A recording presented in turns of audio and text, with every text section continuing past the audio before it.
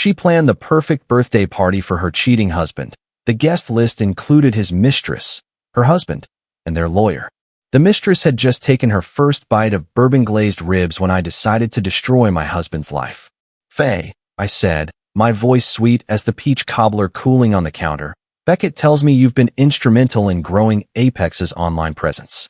Tell me, how long have you two been working so closely together?" 7 months, she stammered, her fork trembling slightly. "Mr. Callahan has been an incredible mentor." "I'm sure he has," I replied, setting down my wine glass with deliberate precision. "Very hands-on with his mentoring approach, isn't he?" My best friend Adelaide coughed into her napkin. Across the table, my husband's business partner Griffin raised his eyebrows. And at the head of the table, Beckett went absolutely white. "Marlo," he started, but I held up one perfectly manicured hand. "Oh, I'm not finished, darling. You see, everyone, I invited Faye here tonight for a very special reason. I wanted her to be present when I told my husband that I've known about their affair for the past 4 weeks. I wanted her to watch his face when I presented him with divorce papers. And I especially wanted her here when I claimed my 50% stake in the company he thought he built alone." The silence that followed was exquisite. "This is insane," Beckett hissed. "You're being completely irrational." "No," I said calmly, pulling a folder from the sideboard behind me. "I'm being strategic. There's a difference. But I'm getting ahead of myself. Let me take you back to where this really began. For weeks earlier, on a Tuesday morning that started like any other, and ended with me discovering that the man I'd sacrificed everything for had been systematically erasing me from my own life. If you've ever felt invisible in your own marriage, if you've ever been told your work doesn't matter, if you've ever smiled through betrayal while planning your revenge, then stay with me. Because what you're about to hear is the story of how I took back everything that was stolen from me. And trust me, by the time I was done, my cheating husband wished he'd never underestimated the woman he called too sweet to notice. My name is Marlo Callahan. And this is the story of the birthday party that changed everything. For weeks before that perfect dinner party, I woke up to an empty bed and the sound of mockingbirds outside the window of our Germantown estate. The sheets beside me were cold. Beckett had been gone for hours, probably on his morning run through the neighborhood. Nothing unusual. My husband had always been an early riser, driven by the kind of ambition that had built Apex Talent Group from a struggling 2-person operation into one of Nashville's most influential music management companies. I stretched beneath the Egyptian cotton sheets, my body moving through the familiar routine of a woman who'd spent 8 years perfecting the art of being Beckett Callahan's wife. At 38, I maintained the same elegant presence that had first caught his attention at an industry mixer 10 years ago. Back then, I'd been Marlo Lang, one of the youngest music producers at Revolution Records, building a reputation for discovering raw talent and shaping it into something extraordinary. Beckett had been the ambitious manager looking to expand beyond his small roster of local country artists. Our connection had been immediate, electric. Late nights at mixing boards discussing the future of Nashville music. Shared visions of building something meaningful. A partnership that felt inevitable, destined. We married fast. Merged our professional lives even faster. Apex Talent Group was born from our combined networks, my production expertise, and Beckett's business acumen. Or at least, that's how the story was supposed to go. I descended the curved staircase of our 4-story townhouse, my silk robe whispering against the banister that had been installed by Beckett's grandfather in the 1940s. The house was part of his inheritance, old Nashville money meeting new ambition. Every room spoke of careful curation. The minimalist furniture in the sitting room. The dramatic contemporary art pieces I'd selected for the hallways. The vintage mid-century credenza that had cost more than my first car. It was beautiful. Sophisticated. Cold. In the kitchen, I found Beckett's laptop abandoned on the breakfast table, screen still glowing. He'd been in such a hurry to leave for his run that he'd forgotten it. The first careless move I'd witnessed in our entire marriage. Beckett Callahan was never careless. I reached for it simply to close the cover, to preserve the battery. But the screen showed an open video call interface, and my eyes caught movement before I could look away. At first, my brain refused to process what I was seeing. A hotel room I didn't recognize. My husband, shirtless, laughing at something off camera. And then the camera angle shifted, and I saw her. Young, blonde, beautiful in that uncomplicated way of women who haven't yet learned that beauty is an armor. My hand hovered over the laptop, frozen. I should close it, walk away, pretend I never saw this. But then I heard her voice, tinny through the laptop speakers. Does Marlowe suspect anything? And my husband of 8 years, the man I'd sacrificed my career for, laughed. Not a nervous laugh, not a guilty laugh. A casual, dismissive laugh that made my blood run cold. God, no, Beckett said, his voice clear and cutting. She's too focused on her little projects and charity events to notice much beyond her own bubble. You know how she is, Faye? Sweet, but not exactly paying attention to the real world. She's content playing house while I build an empire. The laptop slipped from my fingers, clattering against the marble countertop. The video call disconnected. The screen went dark. And for a moment, I couldn't breathe, couldn't think, couldn't process the words I'd just heard. Little projects. Playing house. Content. I gripped the edge of the counter, my knuckles white against the dark stone. The kitchen tilted sickeningly. This kitchen, with its custom cabinetry and the La Cornue range Beckett had surprised me with on our 5th anniversary. This kitchen where I'd made countless dinners for his clients, his colleagues, his endless parade of industry contacts who needed to be impressed. Little projects. Marlowe Callahan, who had produced 4 Grammy-nominated albums before she was 30, who had discovered and developed Casey Irving, the country pop crossover artist who'd become Apex's flagship client, generating 40% of their current revenue, who had ghostwritten the pitch that landed them the Warner Music partnership, who had spent 6 years as one of Nashville's most sought-after producers before giving it all up to support Beckett's vision. Playing house. I'd left my position at Revolution Records to focus on our life together. Beckett had encouraged it, promised we were building something as a team. Partnership, he'd said. We're partners in everything. But partners don't call each other's contributions little projects. Partners don't dismiss each other to their mistresses as too distracted to notice real work. I picked up the laptop with steady hands and scrolled backwards through the messages. The affair had started 7 months ago, in November, at a digital marketing conference in Atlanta. The woman, Faye, was 27 years old. Beckett had personally hired her as Apex's social media manager 5 months ago. 5 months of working together every day. 5 months of him coming home and talking about the talented new hire who really understood brand strategy. 5 months of me smiling and saying how wonderful it was that he'd found someone so capable. The messages detailed everything. Hotel rooms in Atlanta, Memphis, and Birmingham. Stolen afternoons while I thought Beckett was in artist meetings. A weekend trip to Savannah that Beckett had told me was a required industry conference. But it was the casual cruelty that truly broke something inside me. Not just the affair. The way he talked about me. She seems so sweet, Faye had written in one message. I feel guilty sometimes. Don't, Beckett had replied. What Marlowe and I have is comfortable, stable, but it's not passion. She's happy with her surface-level involvement in the business, her volunteer work, her book clubs. She doesn't understand the pressure I'm under, the vision I'm executing. She's content being Mrs. Beckett Callahan. Surface-level involvement. I set the laptop down exactly where Beckett had left it and walked upstairs to the bathroom. My legs felt disconnected from my body, moving through muscle memory alone. I turned on the shower as hot as I could stand it and stepped under the spray. As water streamed over my skin, I waited for the tears to come. For the rage, the devastation, the complete emotional collapse that should follow discovering your husband's infidelity. But what settled over me instead was something cold, clarifying, precise. I wasn't going to cry, wasn't going to scream, wasn't going to give Beckett the satisfaction of a dramatic confrontation he could use to justify his betrayal, to paint me as hysterical, unstable, impossible to live with. No, Marlowe Callahan was going to do something far more devastating. I was going to plan.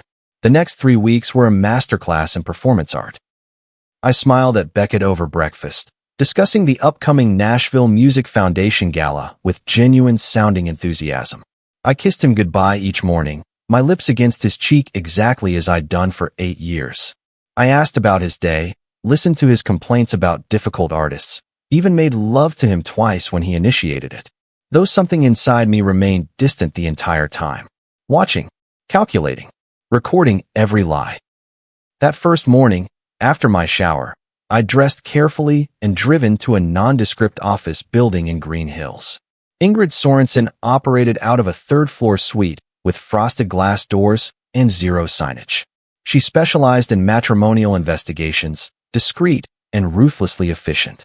Ingrid was in her 50s, with steel gray hair and eyes that missed nothing. She listened to my story without judgment, taking notes on a legal pad in precise, small handwriting. "What exactly do you need from me, Mrs. Callahan?" she asked when I finished. "Everything," I replied. "Everywhere they've been. Every lie he's told. Every dollar he spent on her. I need documentation so comprehensive that he won't even think about contesting a divorce." Ingrid smiled. It wasn't a warm smile. It was the smile of a woman who'd spent 20 years collecting evidence of men's worst behavior and had never once been surprised by what she found.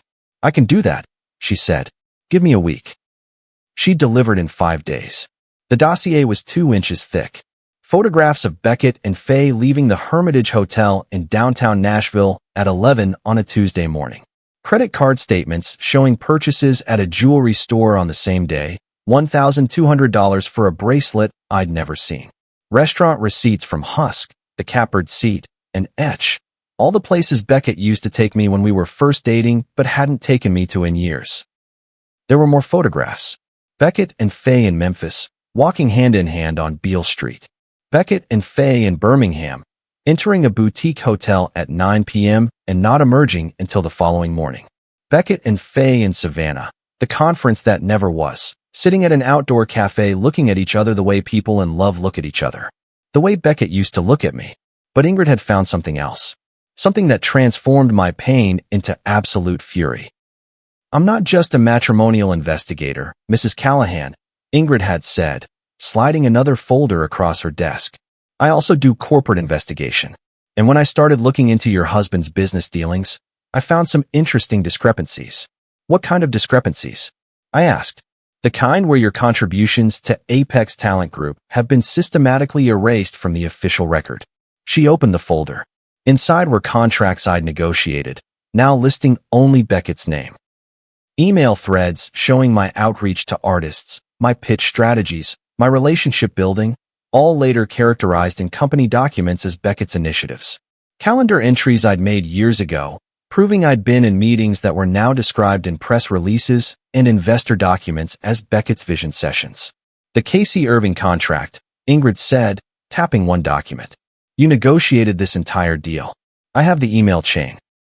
You spent 3 months building a relationship with her previous manager, convincing her that Apex was the right move for her career. You structured the terms. You even produced her first album under the Apex label." I nodded slowly. I remembered every late-night mixing session, every conversation about her artistic direction, every fight I'd had with Beckett about giving Casey creative control. According to every public document about Apex Talent Group, Ingrid continued, Beckett Callahan personally discovered Casey Irving and masterminded her crossover success. Your name appears nowhere. She pulled out more documents. Artist after artist. Deal after deal. Production credits that should have been mine, attributed instead to Beckett's team, with no specific mention of my role. "And then there's this," Ingrid said, sliding one final document across the desk. It was a bank statement from 8 years ago. A transfer of $300,000 from my personal account, inherited from my grandmother, into Apex Talent Group's operating account. The date was 6 months after we'd founded the company, during the period when we were hemorrhaging money and on the verge of shutting down. "That money kept the company alive," I said quietly. "We would have gone bankrupt without it." "And yet," Ingrid replied, "there's no documentation of this as an investment. No equity stake granted. No formal acknowledgement in the partnership agreement. Legally, this could be considered a loan or a gift, but either way, you're entitled to compensation." I stared at the documents spread across Ingrid's desk. The affair was one thing. Betrayal, yes. Painful, absolutely. But this was something else entirely. Beckett hadn't just cheated on me. He'd been systematically stealing my professional legacy, erasing my contributions, rewriting history to position himself as the sole genius behind Apex's success, while calling my work little projects. "Mrs. Callahan." Ingrid's voice pulled me back. "Are you all right?" "I need a lawyer," I said. The best divorce attorney in Nashville. Ingrid's smile returned. I know just the person. That's how I met Josephine Kraft. Josephine operated out of a high-rise office in the Gulch, all glass and steel and intimidation. She was 56 years old, with silver hair cut in a sleek bob and a charcoal suit that probably cost more than my car. Her office walls were decorated not with law degrees, but with framed newspaper articles. High-profile divorces she'd won. Settlements she'd secured. Men she'd financially destroyed. She listened to my story with sharp, assessing eyes. Reviewed Ingrid's documentation with the precision of a surgeon examining an X-ray. And when I finished, she leaned back in her chair and smiled. He has no idea what's coming, does he? She asked. None whatsoever, I confirmed. Good, Josephine said. Let's make this memorable. We spent 2 hours strategizing. Josephine explained the legal landscape. Tennessee was a no-fault divorce state, but adultery could still impact property division and alimony. More importantly, my financial contribution to Apex, combined with the lack of proper documentation, gave me significant leverage. I can argue for 50% equity in the company, Josephine said.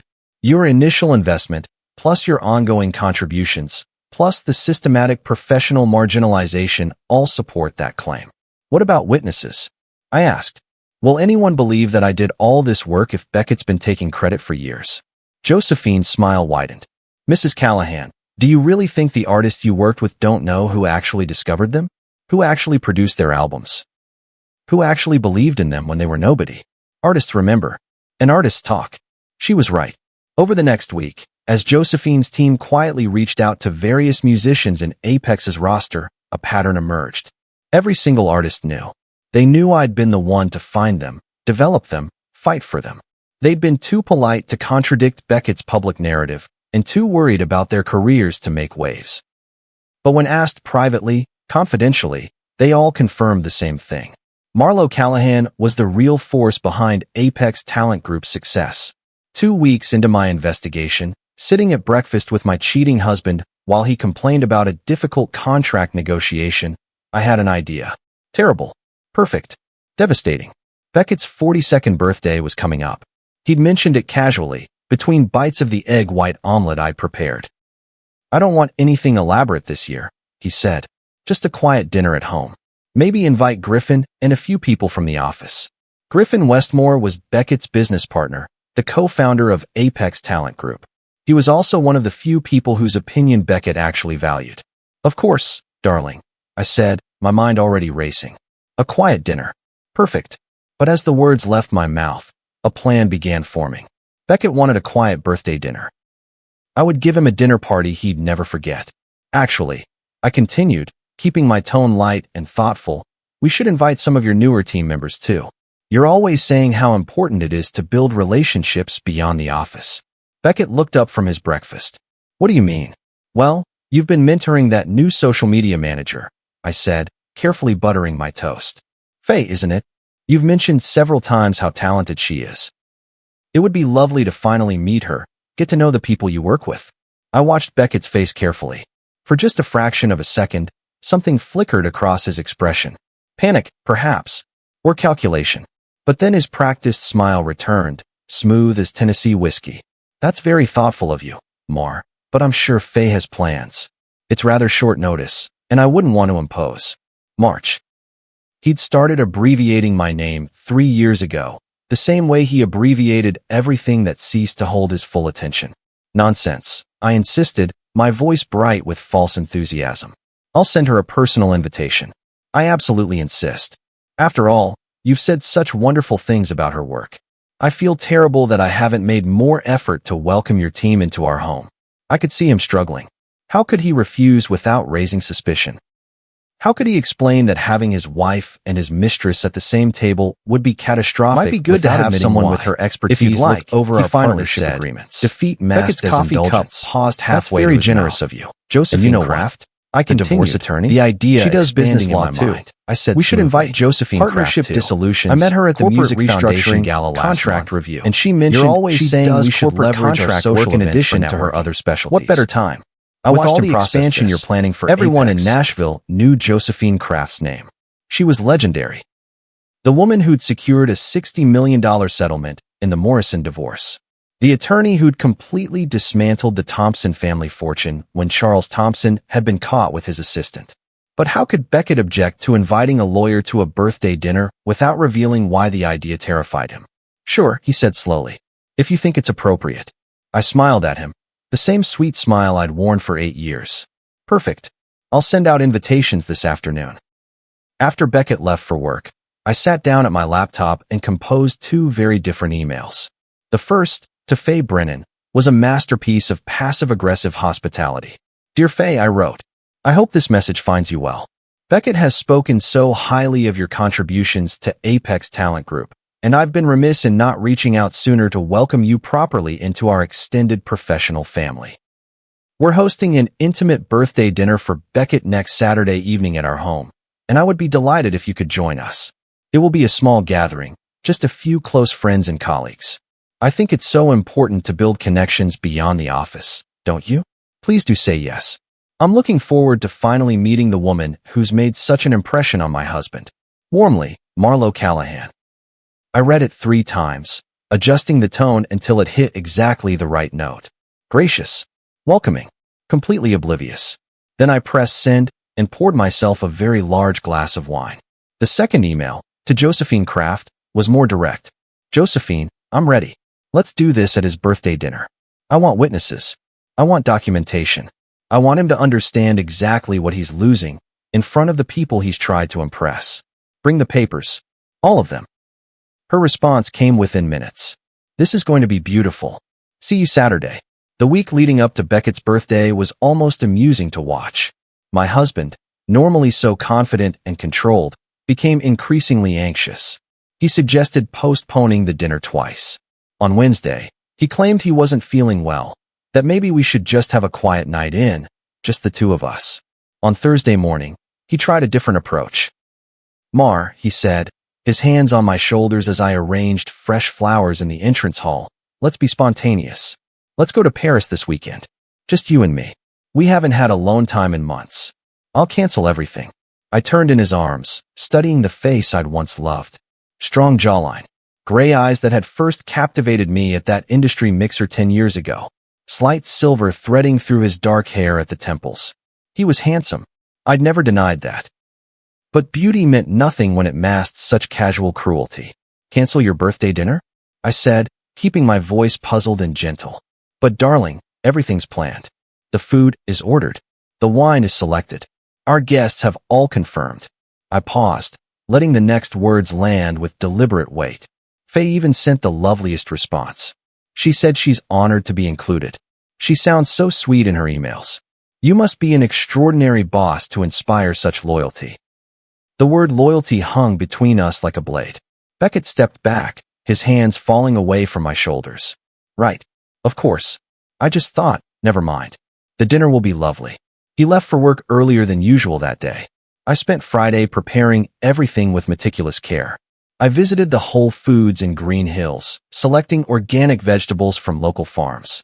The ribs came from Porter Road Butcher, the best in Nashville. I spent 3 hours in the kitchen preparing bourbon-glazed ribs using a recipe I'd perfected over years of hosting Beckett's business dinners.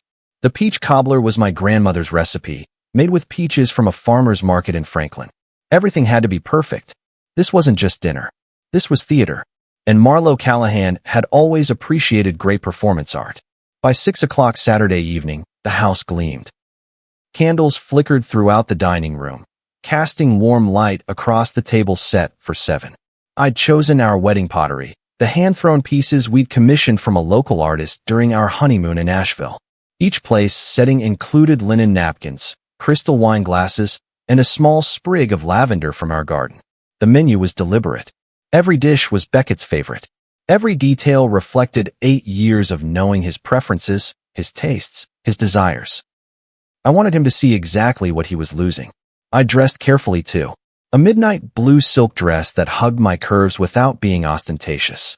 My grandmother's vintage turquoise jewelry, the set she'd left me when she died, the inheritance that had saved Beckett's company.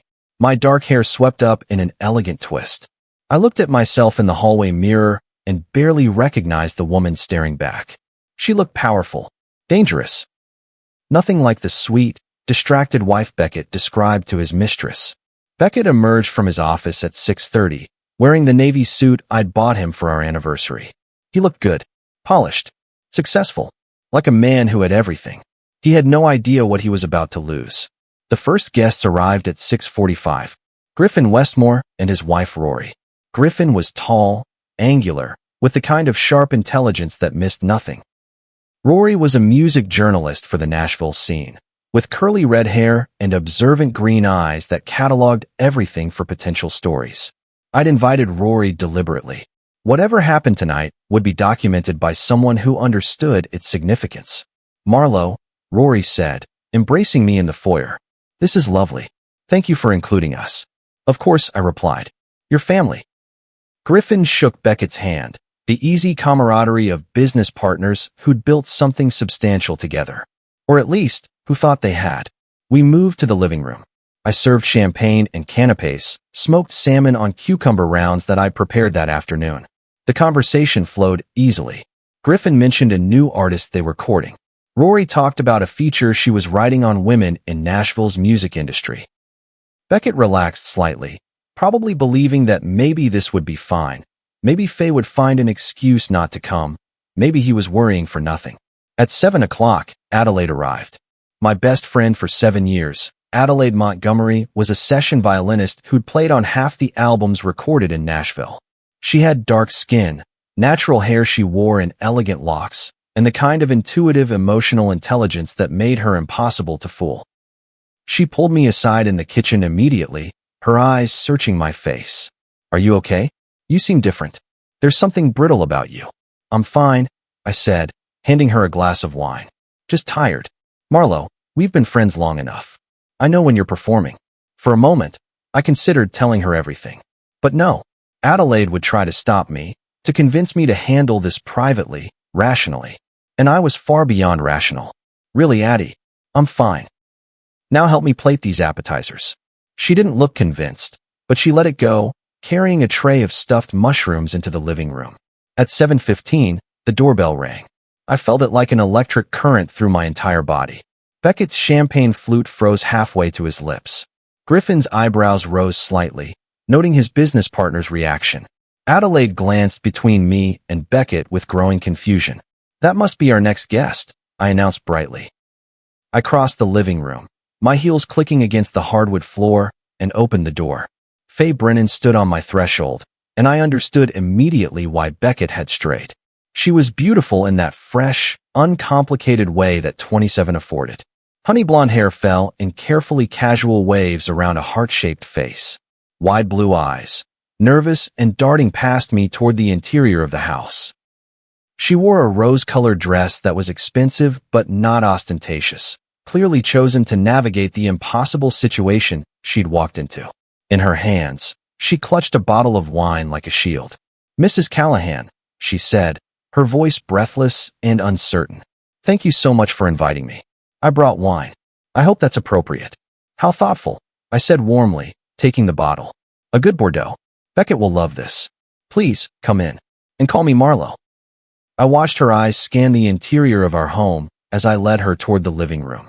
The custom millwork, the original art pieces, the vintage furniture I'd spent years collecting. The life she probably imagined for herself, the life Beckett had likely promised once he handled the Marlo situation. "Everyone," I announced, stepping into the living room with Faye slightly behind me. "This is Faye Brennan, the brilliant mind behind Apex's social media strategy." "Faye, you know Beckett, of course." "This is Griffin Westmore, Beckett's business partner, and his wife Rory. And this is my dear friend Adelaide Montgomery." Faye's eyes had immediately found Beckett, who stood frozen near the fireplace like a statue of contained dread. Something passed between them in that split second. Panic from him, confusion and fear from her. Delicious. Handshakes were exchanged. Pleasantries offered. Faye perched on the edge of the sofa, accepting champagne with trembling fingers. Adelaide leaned close to me during a lull in conversation. "Is that the woman Beckett's been mentoring?" she whispered. "She looks terrified." "First time meeting the boss's wife," I replied smoothly. "It can be intimidating." Adelaide's eyes narrowed slightly, but she said nothing. The conversation continued, slightly strained now. Griffin asked Faye about her background in social media. Rory mentioned she'd been following Apex's Instagram and the content was excellent. Faye answered in monosyllables, her eyes continually drifting to Beckett, who had positioned himself across the room, as far from her as possible while still remaining in the same space. I checked my phone. 7:25. Perfect timing. Actually, I announced, we're waiting for one more guest. She should be here any moment. Beckett's voice came out strained. Who else is coming? I smiled at him. You'll see. The doorbell rang. I set down my champagne and walked to the door, feeling every eye in the room following me. I opened it to reveal Josephine Kraft in all her formidable glory. She stood on my threshold like an avenging angel dressed in charcoal Armani. Silver hair sleek and perfect, sharp eyes that missed nothing, and in her hands, a leather portfolio that I knew contained documents capable of dismantling my husband's carefully constructed world. Josephine, I said warmly, embracing her. Thank you so much for coming. Wouldn't miss it for anything, she replied, her voice carrying into the living room. I led her inside. The temperature in the room seemed to drop 10 degrees. Griffin's eyebrows had risen with sudden understanding. Adelaide's hand found mine briefly, a gesture of support before the storm. Rory sat forward slightly, her journalist instincts clearly activated. Faye looked confused, glancing between Josephine and Beckett and me, trying to understand the dynamics she'd walked into. And Beckett had gone completely, utterly white. Everyone, I said, my voice clear and steady, this is Josephine Kraft. She's been helping me with some business matters. Business matters, Beckett repeated, his voice hollow. Yes, darling, I said sweetly. But we can discuss that over dinner. Shall we move to the dining room? Everything's ready. I'd orchestrated the seating with surgical precision. Beckett at the head of the table, the position of power he was about to lose. Myself at the opposite end, queen of my own domain. Faye to Beckett's right, close enough that he'd feel her proximity like a live wire.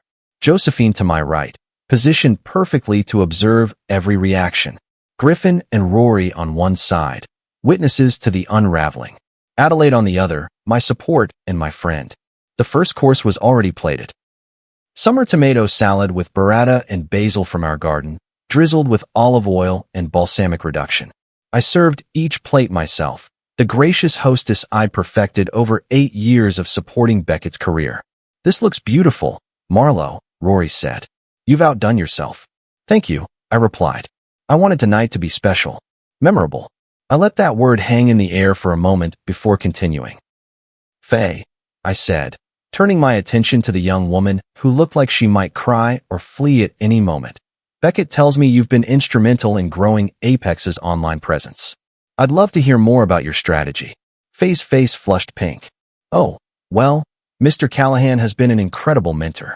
He's taught me so much about the industry. I'm sure he has, I said pleasantly. He's very good at mentoring, isn't he? Very hands-on with his approach to professional development. Adelaide made a sound that might have been a cough or a suppressed laugh. She knew. Somehow she knew. How long have you been with Apex? Rory asked, her journalist's tone neutral but probing. 7 months, Faye said quietly. I started in November. Right around the time of the Atlanta conference, I observed, taking a delicate bite of tomato. Beckett, didn't you come home from that conference absolutely energized? You said it completely transformed your perspective on digital marketing. Beckett's jaw clenched. I don't recall saying that.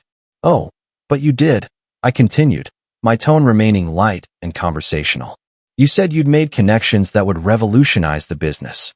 I remember it specifically because it was the same week I finalized the Casey Irving contract renewal. You know, the contract that's currently generating 40% of Apex's annual revenue. Griffin's attention sharpened. I thought that was Beckett's negotiation. Did you? I said mildly, meeting his eyes. That's interesting. I have emails suggesting otherwise. In fact, I have quite extensive documentation about a lot of Apex's major deals. The table had gone very quiet. Faye's fork trembled in her hand. Beckett's face had transformed from white to a dangerous shade of red. Adelaide's hand found mine under the table, squeezing gently. The second course arrived because I stood and began clearing plates with perfect composure, as if I hadn't just dropped a bomb into the middle of dinner. The main course was my masterpiece. Bourbon glazed ribs, falling off the bone. roasted root vegetables with herbs from our garden, jalapeno cornbread made from scratch. Every element was Beckett's favorite. Every detail showed exactly how well I knew him. I served each plate with meticulous care, the picture of domestic perfection. "Josephine," I said as I set her plate before her, "why don't you tell everyone about the work we've been doing together?" Josephine set down her wine glass with deliberate precision. She looked around the table, meeting each person's eyes with the assessing gaze of a woman who'd spent 30 years destroying men's carefully constructed lies. "Certainly," she said. "Marlowe retained my services 4 weeks ago to help her navigate some complex business and personal matters. We've been conducting a comprehensive review of Apex Talent Group's foundational documents, financial records, and operational history." The silence that followed was absolute. "We've discovered some fascinating things," Josephine continued, her voice clinical and precise. "For instance, did you know that Marlowe's initial investment of $300,000, provided by her late grandmother 8 years ago, was never properly documented in the partnership agreement? From a legal standpoint, that makes her entitled to a significantly larger equity stake than the 30% currently reflected in company records." Beckett's hands gripped the edge of the table. "This is my birthday dinner. What the hell is going on?"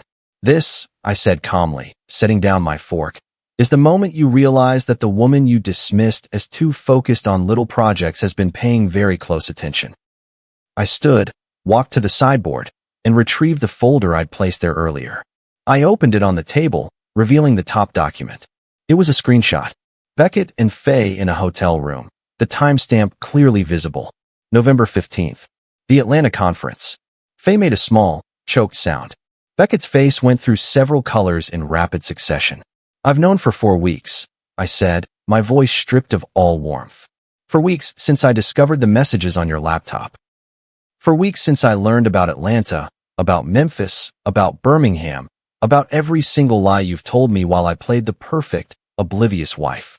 "Marlowe," Beckett started, half rising from his chair. "Sit down," I said, and something in my voice made him comply. "Sit down and let me finish." I turned to Faye, who had tears streaming down her face, mascara creating dark tracks down her pale cheeks. "Faye," I said, and my voice softened slightly, "I want you to understand something. This isn't entirely your fault. Not completely.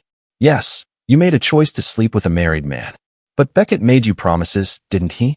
Told you our marriage was essentially over. That I didn't understand him. That he was planning to leave me anyway." Faye's sob confirmed it. "He's not," I said flatly. "He never was. Because men like Beckett don't leave their wives. We're too useful. We manage their homes, host their parties, maintain their social standing. We provide the stability that allows them to play out their midlife crisis fantasies without real consequences. But here's what's going to happen now," I continued, pulling out another document from the folder. "These are divorce papers. My attorney will contact yours Monday morning, Beckett. I'm filing for dissolution of marriage based on adultery. Don't bother contesting it. I have comprehensive documentation." I spread several photographs across the table. Beckett and Faye at the Hermitage Hotel. Beckett and Faye in Memphis. Credit card statements highlighted in yellow, showing purchases at jewelry stores, expensive restaurants, boutique hotels. 6 months of evidence, I said, compiled by an excellent private investigator named Ingrid Sorensen. Every lie documented. Every betrayal cataloged. Beckett found his voice, and it came out strangled with rage. "You had me followed. I had your lies documented. I corrected. There's a difference." Josephine placed another document on the table, this one significantly thicker. "This is a comprehensive analysis of Apex Talent Group's financial history and operational structure. What we've found is quite illuminating." She opened to a marked page. "Marlowe's initial $300,000 investment, as mentioned, was never properly documented as equity. But beyond that, we've identified systematic professional marginalization. Contracts negotiated by Marlowe, now bearing only Beckett's in.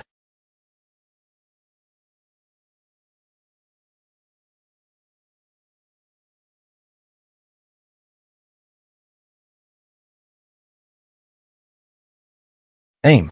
Artist relationships built by Marlowe, attributed in company materials to Beckett's vision.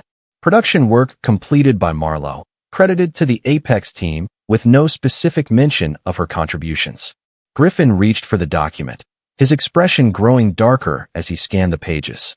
His eyes widened. "Jesus Christ, Beck," he said quietly. "This shows Marlowe is responsible for bringing in at least 60% of our current roster. And receiving 0% of the public credit," I added. Beckett made sure of that. I pulled out another set of documents. These are emails from the past 5 years. Me reaching out to artists. Me structuring deals. Me producing albums. And these, I said, sliding over another stack, are press releases, investor documents, and website copy characterizing all of that work as Beckett's singular vision.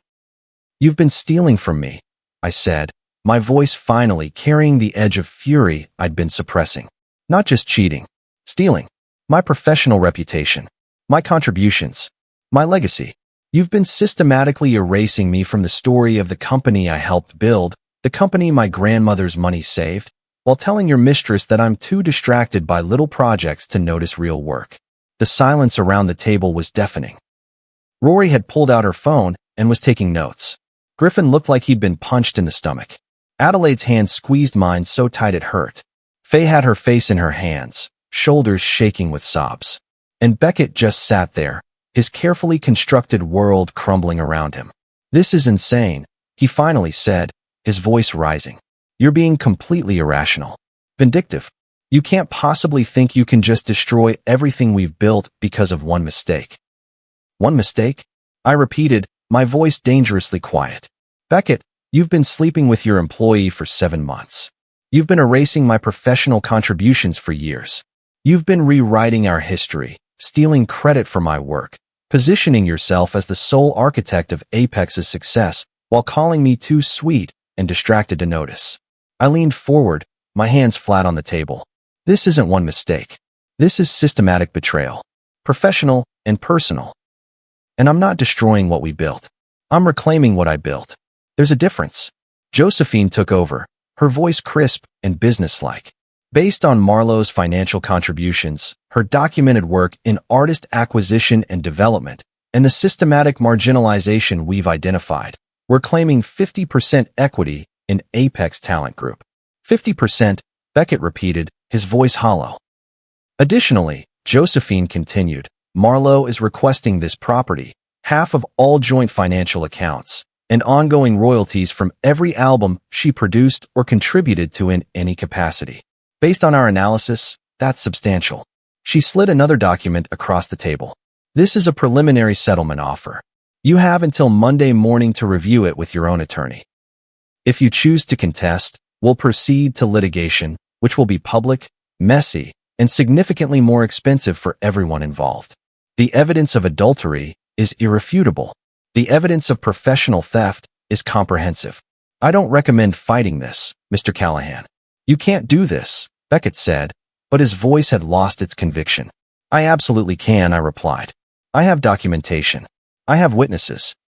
"Adelaide, how many times have you told people that I discovered and produced Casey Irving?" Adelaide didn't hesitate. "At least a dozen times. Everyone in the session musician community knows it was you, March. We've all been confused about why your name never appears in any of the press about Apex." "Griffin," I continued, "who structured the deal with Warner Music." Griffin looked at Beckett, then back at me. "You did. I remember because you spent 3 weeks on that pitch, and I told you it was brilliant. When it went through, I asked Beckett if we should put out a press release crediting you, and he said it was better to present a unified company front with him as the primary contact."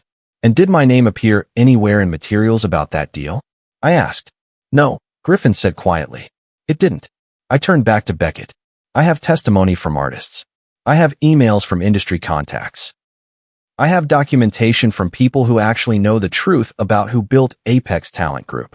You might have convinced investors and the press that you're the sole genius behind our success, but the people who matter, the people who were actually there, they know better." Beckett's face had gone from red to ashen. His hands trembled slightly as he reached for his bourbon and drained it. "Faye," I said, turning to the young woman who looked like she wanted to disappear into the floor, "you should leave. And for what it's worth, you're fired. That's my call to make as soon-to-be 50% owner of Apex. I'd suggest you use this experience to learn something valuable. Never let a man convince you to be complicit in another woman's erasure. Never settle for being someone's secret. And never, ever believe a married man who says his wife doesn't understand him. Faye stood on shaking legs, her chair scraping against the floor. "I'm sorry," she whispered. "Mrs. Callahan, I'm so sorry." "I believe you," I said. "But that doesn't change the consequences. You need to go." She fled. The sound of her heels against the hardwood, the front door opening and slamming shut, marked her exit from this disaster. "Now," I said, turning back to the remaining guests, "let me make something very clear. This isn't about destroying Apex. It's about claiming what's rightfully mine. Griffin, I'm proposing we restructure as a three-way equal partnership. You, me, and Beckett, each with equal equity and equal decision-making power. Alternatively, Beckett can choose to buy out my stake at fair market value, which based on Josephine's analysis would be approximately $8 million. $8 million, Beckett repeated numbly. That's what 50% of a company generating $20 million annually is worth, Josephine said. Actually, that's conservative. A proper valuation might go higher. Griffin, I continued, I know you've been lied to as well.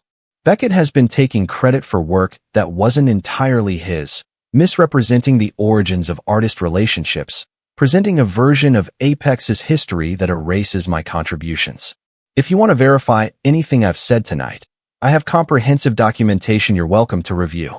Griffin looked at Beckett with an expression that mixed anger and disappointment. Beck, he said slowly, how much of what Marlowe is saying is true? Beckett said nothing. His silence was answer enough. All of it, Griffin said. Jesus, all of it is true. He turned to me. Marlowe, I had no idea. I knew you'd brought in some artists early on, but I thought you'd step back from the business to focus on other things. Beckett always characterized it as you wanting to pursue personal projects, that you were happy with a smaller role. Because that's the story he's been telling for years, I said.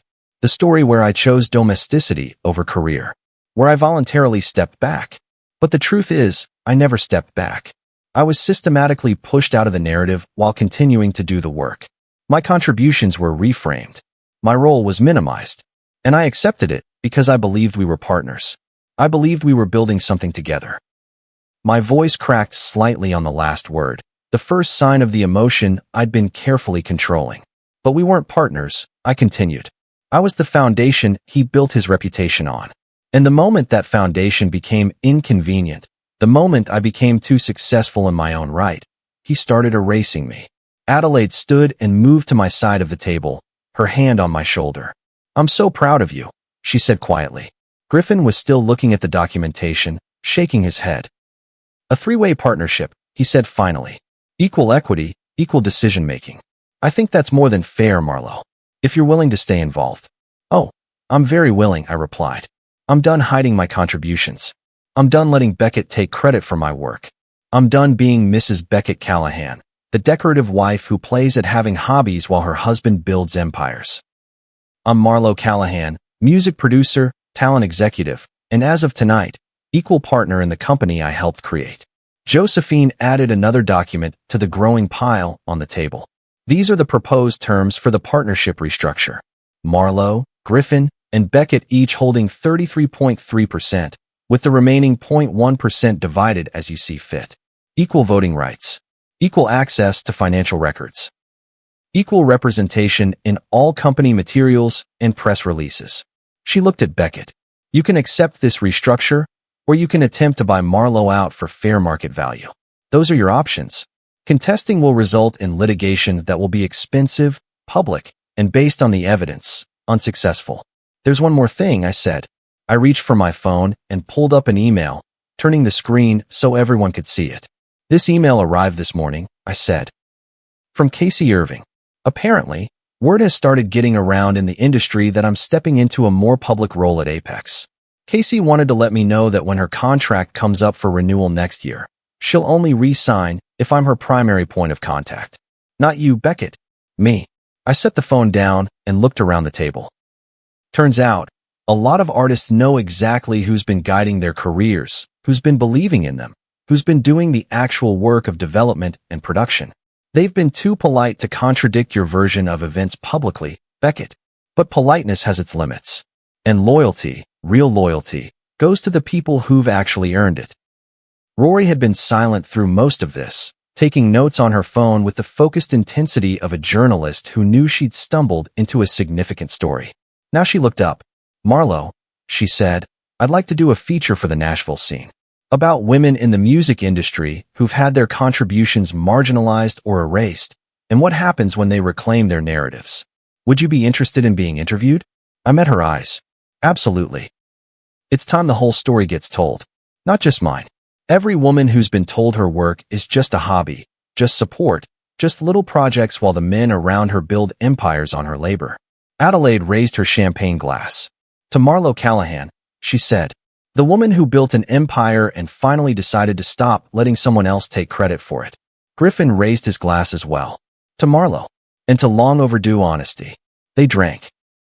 Everyone except Beckett, who sat at the head of the table, watching his carefully constructed world dismantle itself piece by piece.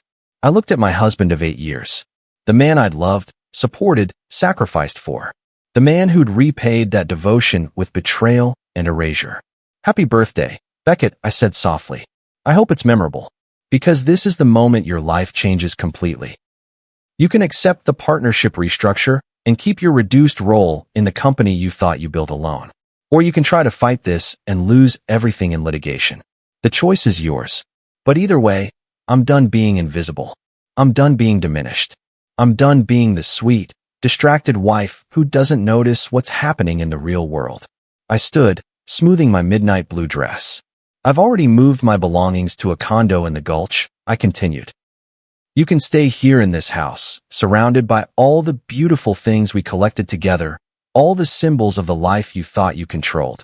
Enjoy it, because it's going to cost you more than you ever imagined." Griffin and Rory stood as well. "Beck," Griffin said, his voice heavy with disappointment, "we need to talk. Monday morning, first thing. But right now, I think Rory and I should go." Adelaide gathered her things, then paused beside Beckett. "You know what the saddest part of this is?" she said. "Marlo would have given you everything willingly. Her talent, her connections, her grandmother's money, her whole career. She did give you all of that, and it still wasn't enough. You still needed to steal credit, to diminish her, to make yourself feel bigger by making her smaller. That's not ambition. That's insecurity. And it's pathetic." She took my arm. "Come on, March. Let's get you out of here." Josephine was the last to leave. She handed Beckett a business card. "My office will contact you Monday morning. I suggest you retain counsel immediately. And Mr. Callahan, a word of advice. Don't make this harder than it needs to be. The evidence is overwhelming. Accept the terms, restructure the partnership, and try to salvage what's left of your professional reputation." She turned to me. "Marlo, I'll see you Monday to review next steps." And for what it's worth, that was magnificent. After they'd all left, I stood in the hallway of the house I'd lived in for 8 years, looking at Beckett through the open doorway to the dining room. He sat alone at the table, surrounded by the ruins of his birthday dinner. The photographs and documents and evidence of his betrayal spread before him like accusations. For a moment, I felt something that might have been pity. This man I'd loved was about to lose everything he'd worked for. His marriage, his reputation, his control over the company, the carefully curated image of success he'd built. But then I remembered his words. Little projects. Playing house. Too distracted to notice. The pity evaporated. I grabbed my purse and walked toward the door. Adelaide was waiting in her car at the curb, engine running. I didn't look back. The woman who'd planned the perfect birthday party was walking away from the wreckage with her head high, her dignity intact, and her future finally her own. And that, I thought as I slid into Adelaide's passenger seat, was the sweetest victory of all. Now, before we continue with what happens next, I need you to do something for me. If you're feeling that satisfaction right now, that justice-served moment, that sense of someone finally standing up for themselves and reclaiming what was stolen, I need you to let me know you're with me. Drop a comment right now telling me where you're watching from. Are you in Texas? New York? California? Tennessee? Somewhere else entirely? Or just tell me, I'm with you, Mr. Hearthline. Because knowing you're invested in Marlo's journey, knowing you want to see where this goes, that's what keeps these stories coming. And if you haven't already, hit that like button.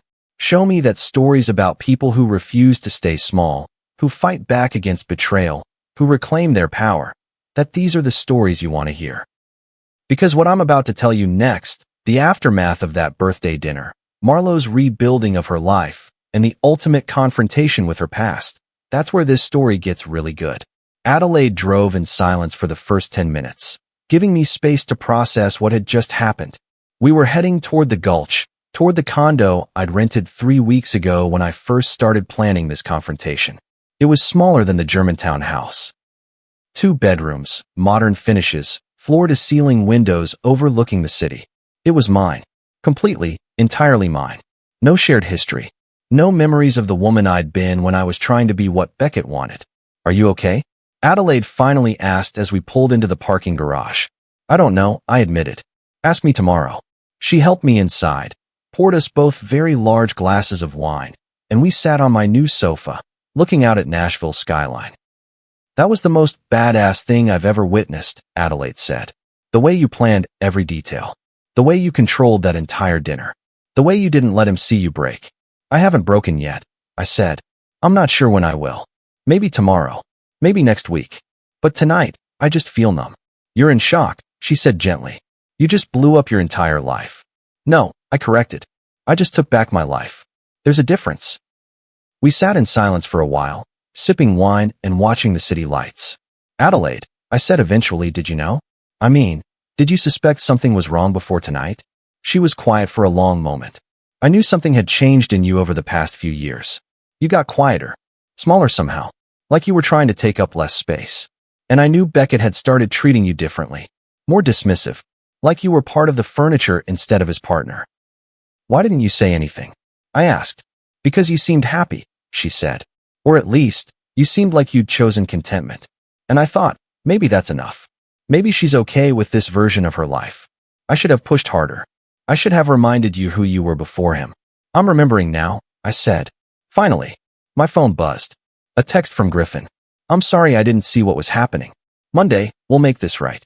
You have my full support." Another text, this one from Rory. "That feature I mentioned, I'm serious. Your story needs to be told. Call me when you're ready." And then, inevitably, a text from Beckett. "We need to talk. This doesn't have to be so nuclear. We can work this out." I stared at that last message for a long time. Part of me, the part that had loved him for 10 years, wanted to believe it. Wanted to believe we could find some middle ground, some way to repair what had been broken. But I'd spent 4 weeks documenting his lies. For weeks gathering evidence. For weeks planning that dinner party. And in all that time, not once had Beckett noticed something was wrong. Not once had he asked if I was okay. Not once had he seen me as anything more than the convenient, undemanding wife who kept his life running smoothly while he built his empire and screwed his employee. I deleted the message without responding. Tomorrow, Josephine would start the official divorce proceedings.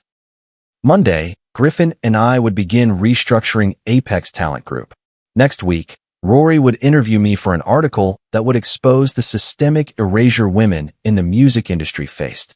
But tonight, I was just going to sit in my new condo with my best friend and let myself feel everything I'd been suppressing for 4 weeks. The betrayal, the rage, the grief for the marriage I'd thought I had, the terror of an uncertain future, the satisfaction of watching Beckett's face when his world came apart. All of it. "You know what's funny?" I said to Adelaide. For 4 weeks, I've been planning that dinner, rehearsing what I'd say, imagining his reaction. And now that it's done, I feel completely empty." "That's not emptiness," Adelaide said. "That's space. Space for you to figure out who Marlo Callahan is when she's not performing the role of Beckett's wife. Space to rebuild. Space to become whoever you want to be next." "I like that," I said. "Space." We finished our wine. Adelaide offered to stay the night, but I sent her home. I needed to be alone with my thoughts, with the magnitude of what I'd just done. After she left, I walked through my new condo, running my hands along surfaces that held no memories. In the bedroom, I'd already hung some of my favorite art pieces. On the bookshelf, I'd arranged my collecting.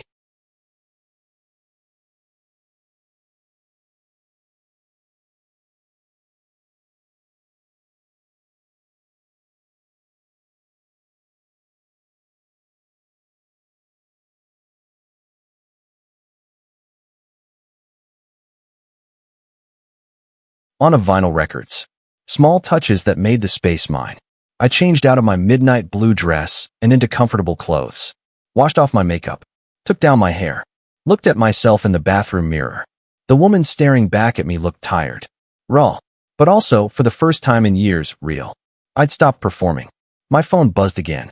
Another text from Beckett. "Marlo, please. 8 years has to count for something. Call me." I turned off my phone. 8 years did count for something. It counted as 8 years of my life I'd spent making myself smaller so he could feel bigger. 8 years of letting my contributions be erased because confrontation felt too hard. 8 years of accepting crumbs of recognition while he took credit for banquets I'd prepared.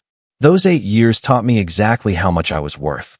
And it was far more than Beckett Callahan had ever valued me at. I climbed into my new bed, in my new bedroom, in my new life, and finally let myself cry.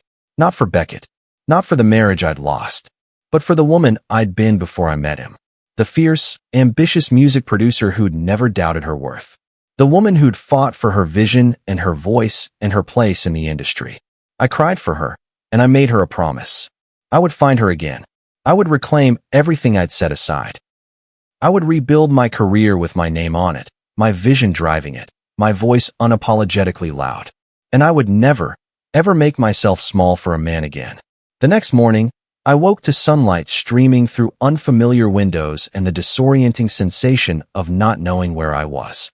For a few seconds, I lay there in confusion before memory flooded back. The birthday dinner, the confrontation, the divorce papers, Beckett's face as his world collapsed. My new life.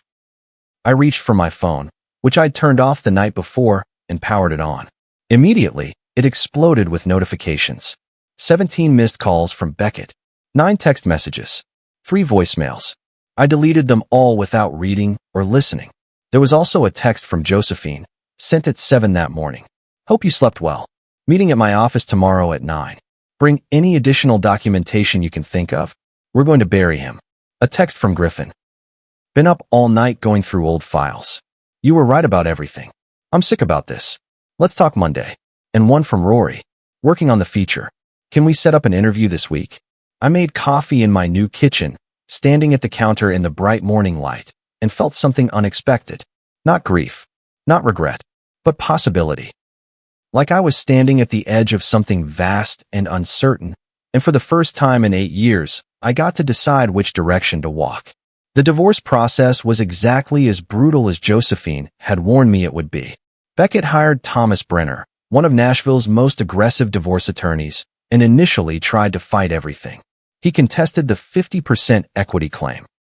He argued that my contributions to Apex had been properly compensated through our marriage and shared assets. He even tried to characterize my grandmother's $300,000 investment as a gift rather than a capital contribution. But Josephine was better. And more importantly, the evidence was irrefutable. She deposed artists who confirmed I'd discovered them, produced their albums, negotiated their contracts. She presented email chains showing my work being systematically reattributed to Beckett in company materials. She brought in financial experts who demonstrated that without my initial investment, Apex would have folded within its first year. And she had the photographs, the hotel receipts, the credit card statements, the undeniable proof of Beckett's affair with an employee, which in Tennessee could impact property division and made his claims of being a wronged spouse laughable. 6 weeks into the process, Beckett's attorney called Josephine with a settlement offer. They were willing to negotiate. The mediation took place on a cold February afternoon in a conference room overlooking downtown Nashville. Beckett sat on one side of a long table with Thomas Brenner and a corporate attorney. I sat on the other side with Josephine and a business valuation expert we'd retained. It was the first time I'd seen Beckett since the birthday dinner. He looked terrible, thinner, gray circles under his eyes. The confident, polished man I'd married had been replaced by someone diminished, exhausted. Good, I thought. Let him feel a fraction of what I felt. The negotiation lasted 4 hours. Back and forth about equity percentages, property division, ongoing royalties. Beckett wanted to maintain majority control of Apex. Josephine flatly refused. I deserved equal partnership or a buyout at full market value, and she had documentation to prove it. At one point, Beckett looked directly at me. "Marlo," he said, his voice rough. "This is insane. We built this company together. You're destroying everything we worked for." "No," I replied calmly. "You destroyed it when you decided to steal credit for my work and sleep with your employee. I'm just making sure I get what I'm owed." "You're being vindictive," he said. "I'm being fair," I corrected. "There's a difference." Eventually, we reached an agreement. The partnership would restructure with Griffin, Beckett, and myself each holding 33.3% equity. Equal decision-making power. Equal representation in all company materials. I would receive the Germantown house, which Beckett would have 6 months to vacate. Half of all joint financial accounts. And ongoing royalties from every album I'd produced or contributed to, retroactive to the founding of Apex. The total value of the settlement was just over $9 million. Beckett would also pay my legal fees. All of them. We signed the papers in silence. As Beckett's pen scratched across the final page, I watched his face. He looked like a man attending his own funeral. When it was done, he stood to leave, paused at the door, turned back to me. "I loved you," he said quietly. "I know you don't believe that now, but I did. I do." I looked at him for a long moment. "Maybe you did, but you loved your ego more. You loved the version of yourself that was the sole genius, the visionary, the builder of empires. And you couldn't love that version and love me equally, because I was proof that you didn't do it alone." "That's not fair," he said. "None of this is fair, Beckett. But it's honest. And honesty is something we should have tried a long time ago." He left without another word. Josephine gathered her documents, satisfaction evident in every movement. "Well," she said, "that went exactly as planned." "Thank you," I said, "for everything." She smiled. "Marlowe, it's been my absolute pleasure. Now go build something extraordinary." While the divorce proceedings ground forward, I threw myself into rebuilding my professional life. Griffin and I met the Monday after the birthday dinner in a conference room at Apex, without Beckett present. "I owe you an apology," Griffin said immediately. "I should have questioned the narrative Beckett was presenting. I should have noticed how your name kept disappearing from company materials. I should have pushed back." "You trusted your business partner," I said. "That's not a crime." "But it was negligent," he replied. "And I'm going to spend the next several years making it right." We spent that meeting and several more restructuring how Apex would operate going forward. My name would appear on everything. Every press release. Every investor document. Every piece of promotional material. We would also issue a public statement acknowledging my role in founding and building the company, correcting the historical record.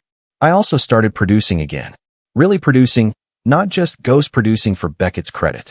I reached out to Casey Irving and asked if she'd be interested in working on new material together. Her response came within minutes. "I've been waiting for you to ask for 3 years."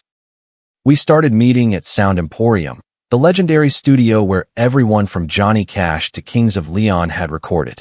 Being back in a mixing booth, headphones on, working through arrangements and vocal takes, felt like coming home after a long exile. Casey noticed the change in me immediately. "You're different," she said during a break in our 3rd session. "Lighter somehow. Like you've been carrying weight and finally put it down." "I left my husband," I told her, "and reclaimed my career." Turns out they were both heavier than I realized. She grinned. "Good for you. Now let's make an album that reminds everyone why you're the best producer in Nashville." We worked 12-hour days for weeks. The music we created was different from anything I'd produced before. Raw, honest, furious in places, tender in others.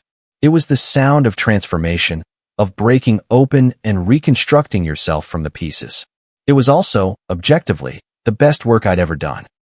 In March, Rory's feature article came out in the Nashville scene. The headline read, "The Women Who Built Nashville's Music Industry from the Shadows." My story was the centerpiece, but Rory had also interviewed a dozen other women in the industry. Session musicians whose contributions went uncredited. Songwriters whose work was attributed to male collaborators. Producers and engineers systematically overlooked for awards and recognition. The article was comprehensive, devastating, and immediately went viral.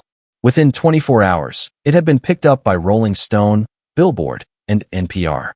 Within a week, it had sparked a national conversation about gender inequality in the music industry, and the response was overwhelming. My phone didn't stop ringing for days. Women reached out to share their own stories of marginalized contributions, stolen credit, professional erasure. Artists called to say they'd always known I was the real force behind their development and wanted to work with me directly now. Industry organizations invited me to speak on panels about women in music production. The Nashville chapter of the Recording Academy asked me to mentor young women entering the industry. I said yes to everything. One email in particular caught my attention. It was from Faye Brennan, Beckett's former mistress. The subject line read, "I owe you an apology. Mrs. Callahan," she wrote. "I know I have no right to contact you, and I'll understand if you delete this without reading. But I needed to tell you that I'm sorry. Not just for the affair, though I am deeply sorry for that, but for being complicit in your erasure. Beckett told me you'd chosen to step back from the business, that you preferred your charity work and personal projects to the demands of running a company. I believed him because it was easier than acknowledging that I was helping him marginalize you. I've been blacklisted in the Nashville music industry since the dinner party. No one will hire me, and I deserve that. But the isolation has given me time to think about the choices I made and the woman I want to be. I'm moving back to Ohio to stay with my parents and figure out my next steps. But I wanted you to know that reading Rory's article, seeing your name finally attached to all the work you did, it made me realize how many women participate in other women's diminishment without even recognizing it. Thank you for being brave enough to reclaim your story. I'm going to try to learn from that. Faye Brennan." I read the email 3 times. My first instinct was to delete it, to refuse any engagement with the woman who'd slept with my husband. But something in her words felt genuine, and I remembered what Josephine had said during our first meeting. The real enemy isn't the younger woman. It's the system that teaches women to see each other as competition rather than allies. I hit reply and typed, "Faye, thank you for reaching out. What you did was wrong, and the consequences you're facing are appropriate. But I also recognize that Beckett had all the power in your relationship with him. He was your boss, significantly older, and experienced in ways you weren't. I hope you learn from this. I hope you rebuild your career with integrity. And I hope the next time you see a woman being erased or diminished, you speak up instead of participating. We're all trying to figure out how to be better. Good luck with that journey. Marlo." I sent it and felt something release in my chest. Not forgiveness exactly, but the letting go of anger that was only hurting me to carry. Over the next few months, my life transformed in ways I couldn't have imagined. The album I produced with Casey Irving, titled Reconstruction, was released in May to immediate critical acclaim. It debuted at number 3 on the Billboard 200, Casey's highest chart position ever. And for the first time in my career, my name was everywhere. Reviews specifically mentioned my production choices. Interviews with Casey highlighted our collaboration. The album credits listed me prominently, unmistakably. Marlo Callahan was no longer a secret. I was visible, undeniable, mine. 3 more artists reached out asking me to produce their albums. I said yes to 2 of them and referred the third to a talented young female producer I'd been mentoring. Apex Talent Group officially restructured in April with a press release that Griffin, Beckett, and I all signed. It acknowledged my role in founding the company, detailed my contributions to artist development and acquisition, and announced the new equal partnership structure. The industry response was mixed. Some people praised the transparency. Others whispered that I was a vindictive ex-wife destroying her husband's reputation. But the artists knew the truth, and their loyalty shifted accordingly. By summer, 5 of Apex's major clients had requested that I be their primary point of contact instead of Beckett. 2 more had indicated they wouldn't renew their contracts unless I remained actively involved in the company. Beckett's influence was waning. Mine was rising, and there was a beautiful symmetry to that. I was working in my home office one afternoon in June when Adelaide called. "What are you doing right now?" she asked. "Reviewing contract terms for a new artist signing," I replied. "Why?" "Because you need a break. Meet me at Margot Cafe in 30 minutes. "Addie, I have work, which will still be there in 2 hours. "Come on, March. You've been in work mode for 6 months straight. Take a breath." She was right. I'd been running on adrenaline and determination since the birthday dinner, barely pausing to process everything that had happened. A break would be good. I met Adelaide at the cafe, a charming spot in East Nashville with excellent wine and better conversation. She was already seated at an outdoor table, 2 glasses of rose waiting. "To Marlo Callahan," she said, raising her glass as I sat down.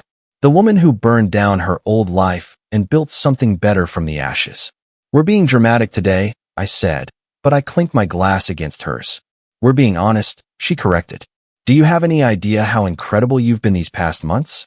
The divorce, the company restructure, the album, the mentorship program. You've been unstoppable. I've been avoiding sitting still long enough to feel things, I admitted. If I stop moving, I might fall apart. Or you might realize you're already whole, Adelaide said gently. Mar, you don't need to prove anything to anyone anymore. You won. You got everything you deserved. Now you're allowed to just exist and enjoy it. I don't know how to do that, I said quietly. Then learn, she replied. Start small. Let yourself have one afternoon where you're not producing or negotiating or mentoring or proving your worth. Just be Marlo. See what that feels like. So I did. Adelaide and I spent 3 hours at that cafe, talking about everything except work. We discussed books we'd read, trips we wanted to take, the new restaurant opening in the Gulch. We laughed about old memories from before I'd met Beckett, when we were two ambitious women in our late 20s convinced we were going to change the music industry. Turns out we were right, Adelaide said. We are changing it. Just took a little longer than we thought. As we were finishing our second bottle of wine, a man approached our table. Excuse me, he said, his voice warm and slightly uncertain. Are you Marlo Callahan? I looked up.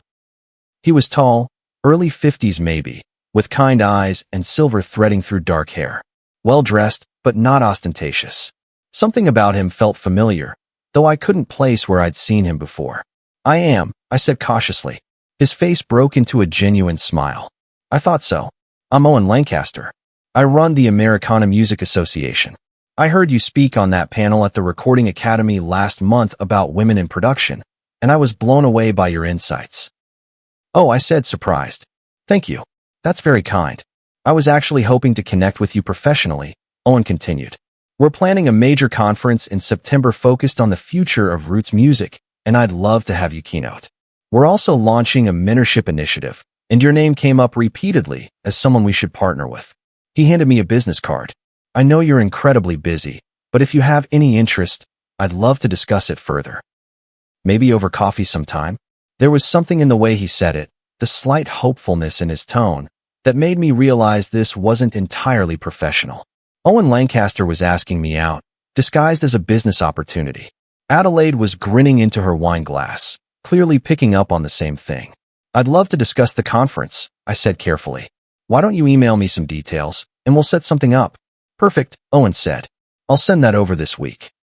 It was really wonderful to meet you, Marlo. After he left, Adelaide practically squealed. He was completely into you. He was interested in professional collaboration, I said primly. Oh, please. He was interested in more than your production skills. And he was cute. Distinguished. Age-appropriate. Employed. I'm freshly divorced, Addie. I'm not ready for anything romantic. Who said anything about romance? Adelaide countered. I'm talking about coffee with an intelligent, attractive man who appreciates your work. You're allowed to explore that.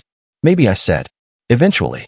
But right now, I'm still figuring out who I am without defining myself in relation to a man. I don't want to jump from one relationship into another before I've learned how to be complete on my own. Adelaide reached across the table and squeezed my hand. That's very healthy and self-aware. But also, when you're ready, don't close yourself off completely. Not every man is Beckett. Some of them might actually deserve you. I thought about that conversation for days afterward. The idea of dating again felt simultaneously terrifying and intriguing. I'd been with Beckett for 10 years. I barely remembered what it was like to be attracted to someone new, to navigate the early stages of connection. But Adelaide was right. Not being ready now didn't mean I had to close that door forever. Owen did email me with detailed information about the Americana Music Conference and the Mentorship Initiative. We set up a coffee meeting that turned into a 2-hour conversation about the evolution of roots music, the challenges facing independent artists, and our shared frustration with industry gatekeeping. He was intelligent, thoughtful, genuinely interested in my perspectives. And yes, attractive in that understated way of men who'd grown comfortable in their own skin. At the end of our meeting, he said, I really enjoyed this. Would you be interested in having dinner sometime? Not about the conference. Just because I'd like to get to know you better. I hesitated, my first instinct to make an excuse. But then I thought about what Adelaide had said. You're allowed to explore that. I like that, I said. But I need to be honest with you. I'm recently divorced, still figuring out a lot of things about my life, and I'm not looking for anything serious right now. Owen smiled. I respect that. How about we start with dinner and see where it goes? No pressure. No expectations. Just two people enjoying each other's company. That sounds perfect, I said. We had dinner the following week at City House, casual and unpretentious. Owen told me about his background in music journalism before transitioning to arts administration. I told him about producing, about the satisfaction of shaping raw talent into something extraordinary. We discovered a shared love of old vinyl records and a mutual hatred of the term guilty pleasure when it came to music. Nothing is guilty if it brings you pleasure, Owen said. That phrase is just gatekeeping disguised as taste. I could have kissed him for that alone. We didn't kiss, though. We said goodnight with a hug and a promise to do it again. And as I drove home to my condo, I felt something unexpected. Not love, not even attraction exactly, but possibility. The sense that my life was expanding rather than contracting, that there was room for new experiences, new connections, new versions of myself I hadn't discovered yet. By the time my divorce was finalized in late September, I'd been living as a single woman for 7 months. I'd produced 2 critically acclaimed albums. I'd restructured my role at Apex to be equal partner rather than invisible contributor.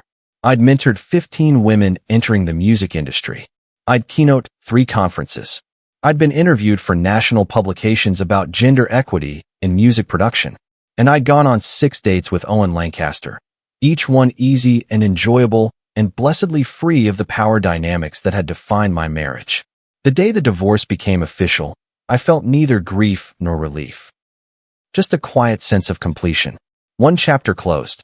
Another beginning. Josephine called that afternoon. Congratulations, she said.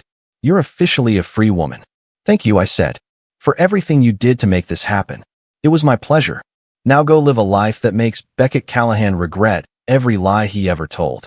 I laughed. That's the plan. That evening, Adelaide, Griffin, Rory, and Owen took me out for a celebration dinner. We went to Husk, one of the restaurants Beckett used to take me to, and I reclaimed it as mine. We ordered too much food, drank excellent bourbon, and toasted to new beginnings. Griffin raised his glass. To Marlo Callahan, who taught me that real partnership means acknowledging everyone's contributions. Apex is better because you demanded visibility. To Marlo, Rory added, who turned personal pain into a movement. That article changed lives, including mine. Adelaide went next. To my fierce, brilliant, unstoppable best friend. I always knew you were extraordinary. I'm just glad the rest of the world is finally catching up. Owen was last. To Marlo, he said simply, who reminds me that starting over isn't ending. It's evolution. Our glasses clinked together, and I felt surrounded by people who saw me, valued me, celebrated me without needing me to be smaller. This, I thought, is what partnership actually looks like. Now, if you're still with me, if you've been following Marlo's journey from that devastating birthday dinner to this moment of rebuilding and reclamation, I need to hear from you. Drop a comment and tell me what you think. Are you rooting for Marlo? Have you ever had to completely rebuild your life after betrayal? Just let me know you're there. Say I'm with you, Mr. Hearthline. Because this story isn't over yet. What comes next is going to show you what happens when a woman who's reclaimed her power steps fully into her future. 1 year after the birthday dinner that detonated my marriage, I stood in the Country Music Hall of Fame, surrounded by an exhibition I'd helped curate. Reclamation. Women Rewriting Country Music's Narrative was a comprehensive collection of artifacts, recordings, and stories about female artists, producers, and songwriters whose contributions had been marginalized or erased from the official history. The exhibition had been Owen's idea initially. After one of our early dinners, he'd mentioned that the Americana Music Association was partnering with the Hall of Fame on a project celebrating women in roots music. Would I be interested in serving as a consultant? I'd said yes, then promptly taken over the entire creative direction. The exhibition was stunning. Interactive displays highlighted women like Sister Rosetta Tharpe, who'd pioneered rock and roll guitar but was rarely credited. Listening stations featured female producers from the 1960s onward, whose names had been buried in liner notes. Video interviews with contemporary women in the industry discussed ongoing challenges and hard-won victories. And in the center of the main gallery was a section called Ghost Productions, the invisible women behind hit albums. It featured documentation of albums produced by women who'd received no credit, their contributions attributed to male colleagues, or simply listed as team efforts. My work was there. 5 albums I produced in my 20s, before Apex, that listed me prominently. And then 3 albums from the Apex years where my name appeared nowhere despite hundreds of hours in the studio. The exhibition didn't name Beckett specifically, but anyone in the Nashville industry would recognize the pattern. The opening night was packed. Artists, journalists, industry executives, musicians, educators. Adelaide performed on her violin, a haunting original composition she'd written specifically for the event. Casey Irving gave a speech about the producers who'd shaped her career, naming me explicitly and repeatedly. And Owen stood beside me through all of it, not as my date exactly. We were still figuring out what we were to each other, but as a supportive presence who understood the significance of this moment. Marlo Callahan, a voice said behind me. I turned to find a woman in her 60s, elegant in a way that transcended age. I'm Diane Morrison. I produced my first album in 1979. Saw my name on exactly 2 projects before the industry decided I was better suited to administrative work. She gestured to the exhibition. This matters. What you're doing, putting names to the invisible work, it matters more than you know. We talked for 20 minutes about her experiences, the battles she'd fought, the compromises she'd made. As she walked away, I felt the weight of continuity. The women who'd come before me. The women I was making space for now. The women who'd come after, who hopefully wouldn't have to fight these same battles. The exhibition ran for 6 months and attracted over 50,000 visitors. It generated national media coverage, academic papers, and inspired similar projects at music museums across the country. And it established me not just as a producer or music executive, but as a voice for systemic change in the industry. Apex Talent Group thrived under the restructured partnership. Griffin and I worked seamlessly together, our different strengths complementing rather than competing. I focused on artist development and production. He handled business operations and growth strategy. Beckett remained involved but diminished, his role reduced to client relations and networking. We barely spoke. When we had to interact for company business, our communication was professional, brief, devoid of anything personal. He'd become a stranger who happened to share office space and equity stakes. I heard through industry gossip that he was dating someone new, a marketing executive in her late 30s. I felt nothing about this information. No jealousy, no satisfaction, no curiosity, just indifference. That, more than anything, showed me I'd truly moved on. My personal life had also evolved in unexpected ways. Owen and I had been seeing each other for nearly a year, though we'd never formally labeled what we were doing. We had dinner regularly, attended industry events together, spent occasional weekends exploring Tennessee's music history, visiting sites significant to blues and country and bluegrass. But I'd been clear from the beginning that I wasn't ready for commitment, for moving in together, for any relationship structure that required me to accommodate someone else's vision of who I should be. And Owen, remarkably, was okay with that. I like what we have, he told me one evening as we sat on my condo balcony watching the sunset. I like knowing I'm going to see you, spend time with you, learn from you. I don't need to define it beyond that. What if you meet someone who wants more? I asked.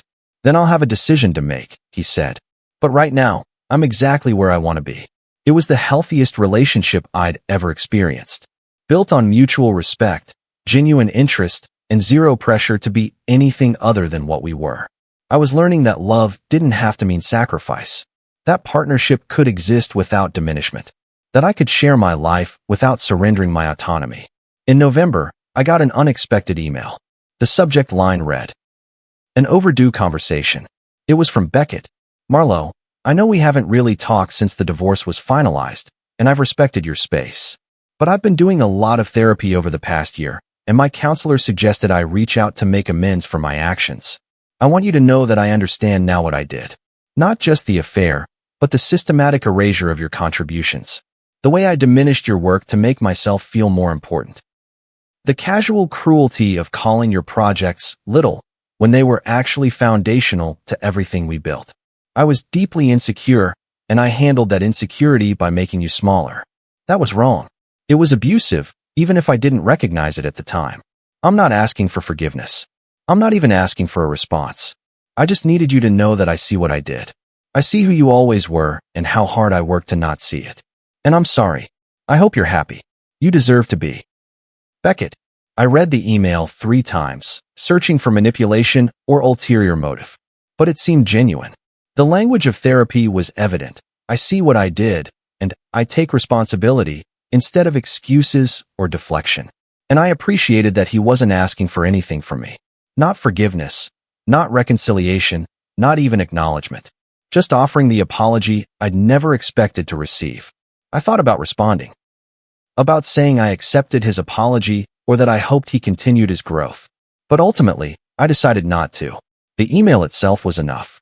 Beckett's realization of what he'd done, his acknowledgement of the harm, that was for his own healing process. I didn't need to participate in it. I deleted the email and went back to work on the album I was producing for an up-and-coming folk artist named Sienna James.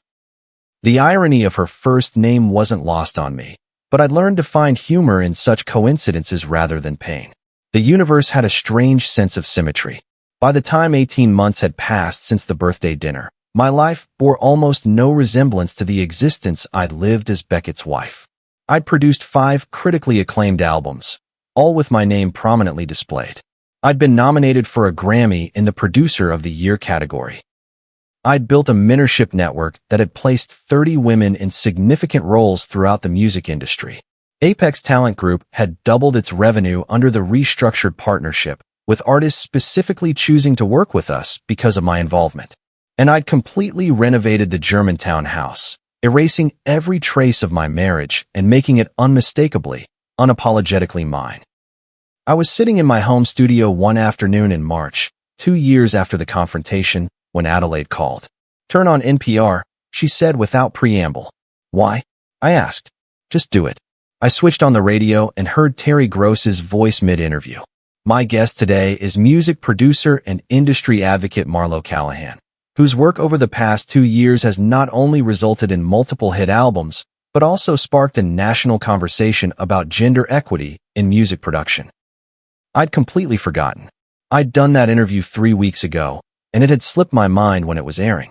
For the next 40 minutes, I listened to myself discuss the exhibition, the mentorship program, the systemic changes needed in the industry. Terry asked about my personal story, and I found myself being more candid than I'd intended about the birthday dinner, the divorce, the reclamation of my professional identity. "What I find most interesting about your story," Terry said, "is that you turned a moment of profound betrayal into a catalyst for systemic change. You didn't just reclaim your own narrative. You created space for thousands of women to reclaim theirs. I never intended to start a movement," I heard myself say on the recording. "I just intended to stop being invisible." But it turns out those two things are connected. When one woman demands to be seen, it gives permission for others to do the same. After the interview ended, my phone exploded with messages. "Congratulations. I heard you on NPR. That was incredible. You're changing the industry. I'm so proud of you." One text stood out.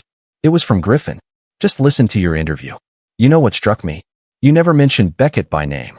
You could have destroyed his reputation nationally, and you chose not to. That's real power." He was right. I could have named Beckett specifically, detailed his betrayals, used that platform to eviscerate his professional standing. But I'd chosen not to because my story wasn't about him anymore. It was about me. About all the women who'd been erased. About building something better. Revenge would have been momentarily satisfying. But creation, transformation, that was lasting. That evening, Owen took me to dinner to celebrate the NPR interview. We went to the Catbird seat, intimate and excellent, and over a tasting menu that bordered on art, he said something that surprised me. "I'm falling in love with you." I set down my fork, my heart suddenly racing. "Owen, you don't have to say anything back," he continued quickly. "I know you're not ready for that kind of declaration, and I'm not asking you to be. But I wanted to be honest about where I am. I love who you are.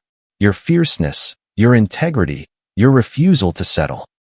I love the way your mind works and the way you fight for people who need an advocate." He reached across the table and took my hand. "I'm happy with whatever this is. I just needed you to know how I feel." I looked at this man who'd been patient with my healing, who celebrated my success without feeling threatened, who'd never once asked me to be anything other than completely myself. I'm not ready to say that back yet, I said honestly, but I'm closer than I was 6 months ago. And that feels like progress. It is progress, he said, smiling. Take all the time you need. I'm not going anywhere. 3 years after the birthday dinner, I attended the Grammy Awards as a nominee. Producer of the Year, non-classical. I didn't win. That honor went to Jack Antonoff. But sitting in that audience, wearing a custom gown designed by a Nashville artist, holding Owen's hand, I felt something unexpected. Completeness. Not because of the nomination, though that was gratifying. Not because of Owen, though his presence was wonderful, but because I'd rebuilt myself into someone I genuinely liked. Someone whose work had meaning. Someone who'd taken the worst moment of her life and transformed it into purpose. The after-party was full of industry people I'd known for years. But the interactions were different now. People approached me with respect, with recognition, with awareness of my actual contributions rather than seeing me as Beckett Callahan's wife. Marlo, one executive said, "We're looking for a producer for our New Roots music compilation. Would you be interested?" "I'd love to hear more," I replied. "Have your team send details to my agent." My agent.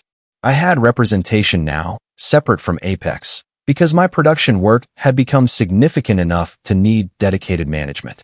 Midway through the party, I saw him. Beckett, across the room, in conversation with a group of younger executives. He looked older. Still handsome, but diminished somehow, like a photograph left too long in sunlight. Our eyes met across the crowded space. He raised his glass slightly, a gesture of acknowledgement. I nodded back. No animosity. No longing. Just two people who used to know each other, now living completely separate lives. He didn't approach. I didn't either. There was nothing left to say. Later, as Owen and I were leaving, we ran into Casey Irving, radiant in vintage Versace. "Marlo," she said, embracing me. "Congratulations on the nomination. That should have been your win." "There's always next year," I said. "Damn right there is." She lowered her voice conspiratorially. "I saw Beckett earlier. He tried to make small talk, acting like we're still close. I shut that down immediately. Just wanted you to know where my loyalty is." "I appreciate that," I said. "But honestly, I'm past needing Beckett to face consequences. He's living with the results of his choices. That's consequence enough." "Look at you," Casey said admiringly. "Fully healed and thriving. That's the best revenge." "It's not revenge," I corrected gently. "It's just living well." On the flight back to Nashville the next morning, Owen asked, "How do you feel?" "About seeing Beckett, about the whole weekend?" I thought about it. "Good," I said finally. "I feel good. 3 years ago, I was invisible in my own life. Now I'm nominated for Grammys. I've produced albums that matter. I've built a mentorship program that's changing the industry. And I'm in a relationship with someone who sees me, values me, and doesn't need me to be smaller." I turned to look at Owen. "I'm happy. Actually, genuinely happy. And that's something I haven't been able to say in a very long time." He kissed my forehead. "You've earned it." The following month, I received an invitation to speak at the Berklee College of Music about women in music production. I accepted and found myself standing in front of 200 students, mostly young women, all looking at me with the kind of hope and hunger I recognized from my own younger self. I told them my story, not the sanitized version, but the real one. The way I'd let my contributions be erased because confrontation felt too hard. The way I'd made myself smaller to accommodate someone else's ego. The birthday dinner where I'd finally demanded visibility. The 2 years of rebuilding that followed. And then I told them the most important part. "Your work has value," I said. "Your vision matters. Your voice deserves to be heard. Don't wait for permission to claim credit for what you've created. Don't make yourself small because someone else is insecure. Don't sacrifice your ambition for a partnership. That requires your diminishment." I paused, looking out at all those young faces. "And if someone does try to erase you, document everything. Build your case. Then reclaim your narrative so loudly that they can never pretend you were invisible." The applause was thunderous. Afterward, dozens of students approached with questions, with their own stories of being overlooked or underestimated, with gratitude for the permission to demand more. One young woman, probably 22, said something that stayed with me. "My boyfriend keeps telling me that if I really loved him, I'd spend less time in the studio and more time supporting his music. I've been thinking about cutting back on my projects. But listening to you, I realize that's exactly how erasure starts. Trust that instinct, I told her. Real love doesn't require you to abandon your dreams. It celebrates them. Flying home that evening, I thought about all the versions of myself I'd been. The ambitious young producer who'd thought she could have it all. The accommodating wife who'd slowly disappeared. The devastated woman who'd discovered her husband's betrayal. The strategic planner who'd orchestrated that birthday dinner. The phoenix rising from the ashes of her marriage. All of those women had been necessary. All of those experiences had shaped who I'd become. And who I'd become was someone I was proud to be. For years after the birthday dinner, I stood in my backyard in Germantown, hosting a very different kind of party. It was my 40th birthday, and I'd invited everyone who mattered.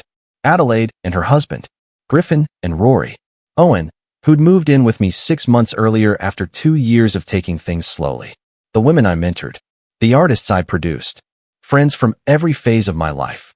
No drama, no hidden agendas, no revenge plots. Just celebration. Casey Irving gave a toast to Marlo Callahan, who taught me that women supporting women isn't just nice.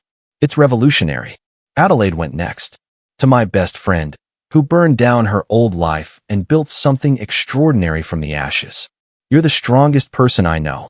Owen raised his glass last to Marlo, who let me be part of her journey without needing me to lead it. Loving you has taught me what real partnership looks like. As the party wound down and people began leaving, I found myself alone in the kitchen, the same kitchen where I'd discovered Beckett's laptop 4 years earlier. The same kitchen where my old life had ended. But everything else was different. The cabinets I'd repainted. The art on the walls I'd chosen. The life I'd built that was entirely, authentically mine. My phone buzzed. A text from an unknown number. Happy birthday, Marlo. I hope you're well. B. Beckett. Still reaching out occasionally. Still trying to maintain some connection to the life we'd shared. I deleted it without responding, just like I'd done with every other message he'd sent over the past 4 years. Some doors, once closed, should stay that way. Owen came into the kitchen, wrapping his arms around me from behind. Good party, he said. The best, I agreed. What are you thinking about? He asked. How far I've come, I said. 4 years ago, I was planning a birthday dinner that would destroy my husband. Tonight, I planned a birthday party that celebrated everything I've built since then. That's growth. That's more than growth, Owen said. That's transformation. He was right. The woman who'd served bourbon-glazed ribs to her husband's mistress while plotting revenge was gone. In her place was someone stronger, wiser, more complete. Someone who'd learned that the best revenge isn't destruction. It's creation. Building a life so full and rich and meaningful that the person who betrayed you becomes irrelevant to your happiness.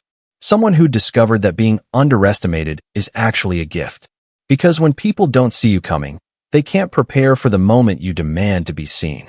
Someone who'd learned that choosing yourself isn't selfish. It's necessary. It's survival. It's the beginning of everything authentic. I turned in Owen's arms and kissed him. Thank you for being here.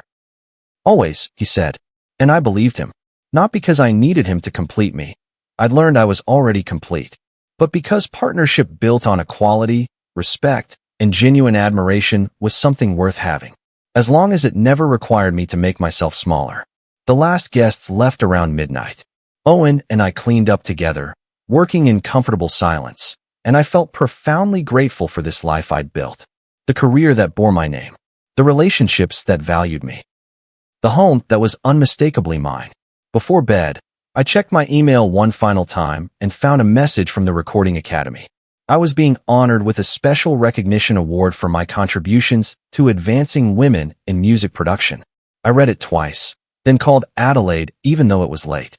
Addie, I said when she answered. Remember when I told you I just wanted to stop being invisible? Of course, she said. I think I've accomplished that. She laughed.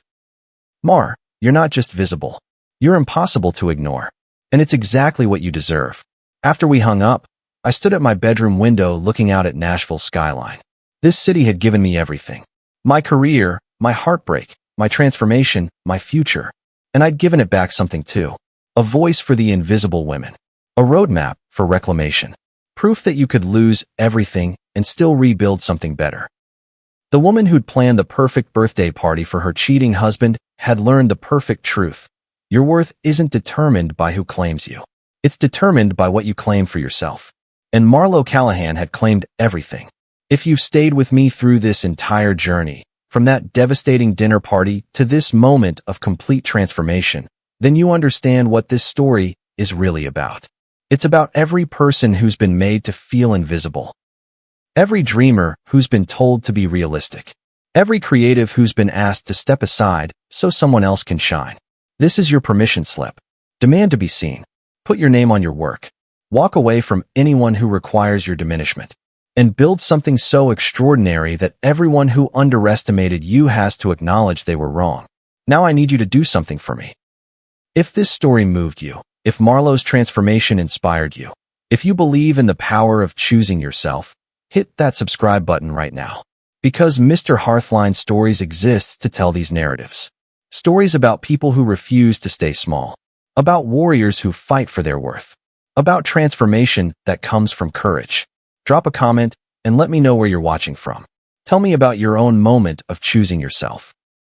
Or just say I'm with you, Mr. Hearthline, so I know you're here. You're listening. You're part of this community that believes people deserve to reclaim their narratives. And if you know someone who needs to hear Marlo's story, someone who's being erased or diminished or told they're asking for too much, share this video with them. Sometimes we all need a reminder that we're allowed to demand better. Because here's the truth that Marlo Callahan learned and lived. The people who try to make you invisible are terrified of what happens when you demand to be seen. They know that your visibility threatens their carefully constructed lies. They know that you, standing in your full power, unmuted and uncensored, are absolutely unstoppable. So be unstoppable. Be loud. Be proud. Be completely, unapologetically yourself. And if anyone has a problem with that, invite them to a dinner party they'll never forget. This is Mr. Hearthline, reminding you that the best birthday gift you can give yourself is the courage to reclaim everything that was stolen. Marlo Callahan did it. And so can you. Thank you for being here. Thank you for listening. Thank you for believing that these stories matter. I'll see you in the next one.